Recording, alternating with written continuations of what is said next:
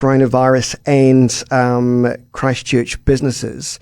So to discuss this, I'm joined by the Chamber of Commerce CEO, Leeann. Leeann, good morning and thanks for your time. You're welcome, Chris. What is happening in terms of Christchurch businesses? Are they seeing the ripple-on effect from this outbreak that thankfully is not in the South Island?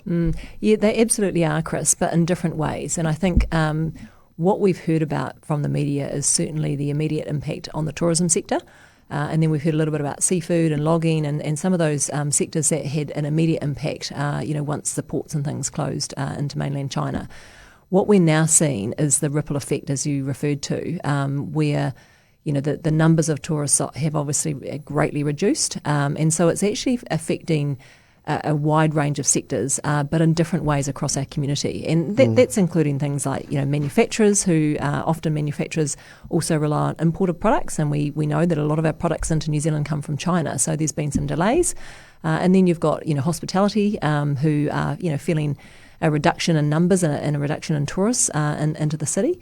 And then you've got the suppliers to those sorts of sectors as well. So the impacts are far-reaching, but then they're certainly not at catastrophic point at this point for some of those other sectors that I've mentioned. So I know that late yesterday afternoon, the government announced some kind of, I don't think rescue package is the right word, but financial support for businesses. Talk me through that. Who who can get this support? Who's it for? How long's the outlook for this? Yeah.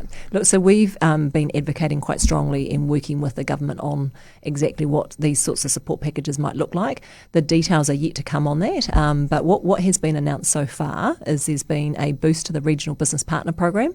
That's a program that's across the country and involves business assessors working with individual businesses to look at how they can increase their capability.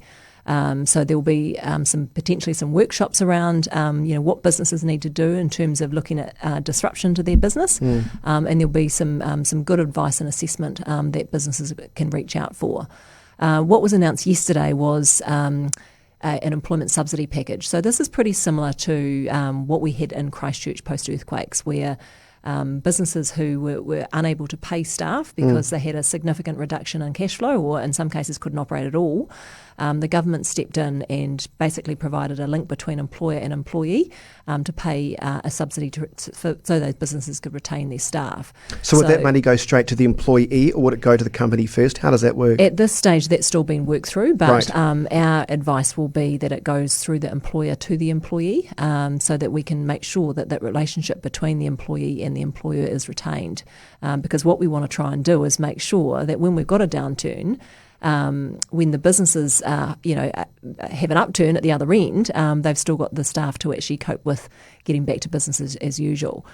So that's really important. But the details of that are being worked through right now. That'll be worked through over the next few days. But it's really encouraging and certainly welcomed by the business community that the government have stepped in and said there will be, some direct financial support for businesses. Exactly how that's applied, what sectors, what the criteria is going to be is yet to be worked through.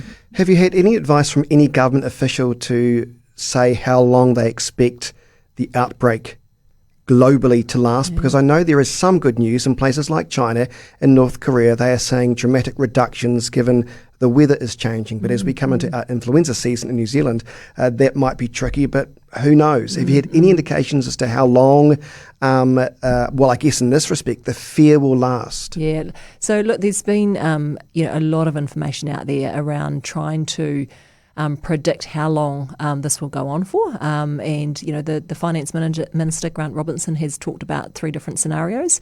We're currently in scenario 2. It's really, really hard to work out exactly what impact this is going to have. What we do know is it will have an impact. There's no doubt about that. But I think there is a really good point that you talked about, which is we have to make sure that our decisions and the information that we are receiving on this is based on facts, not speculation, and we have to make sure that we are going to trusted sources of information to actually get that fact. There is a lot of fear and there's a lot of speculation, but it's really important, and we all have a responsibility to make sure we are providing the right information at the right time and it is based on fact. Just before we let you go, some sad news this morning that Dawsons has said it's closing all its stores. I mean, this has been an institution in Christchurch for 83 years. Now, they haven't said why they've closed, but I suppose you can imagine it is tough if they've said that. Yep. The retail sector is accelerating and changing so fast, and they've had to close their stores. Any reaction from you on that? Yeah, look, I read that this morning too, and certainly I've bought lots of kids' shoes from Dawsons over many, many years, and they're a member of the chamber. So incredibly sad to see, and what is really an iconic brand for this city, to be making that decision. And look, I don't know what the rationale is behind it, but as you've pointed out, retail is changing rapidly, and I'm sure there are many different factors behind that decision. But it's always sad when we see a major retailer such as Dawsons making that call. And so, there is, I guess, an opportunity for us to all be making sure that we support local businesses, and we've talked about that many times on this show, and making sure that, where we can, we, as business leaders, we also evolve and adapt to the changing environment that we operate in. I wonder whether, if there's one positive thing to come out of this virus that was first located in China, I wonder if it'll make people more aware about perhaps sourcing their products or buying their goods from New Zealand so they don't experience the delays, because I'm sure if people are going to their usual online places, there is going to be significant delays in either quarantine or manufacturing in many sectors is closed across China.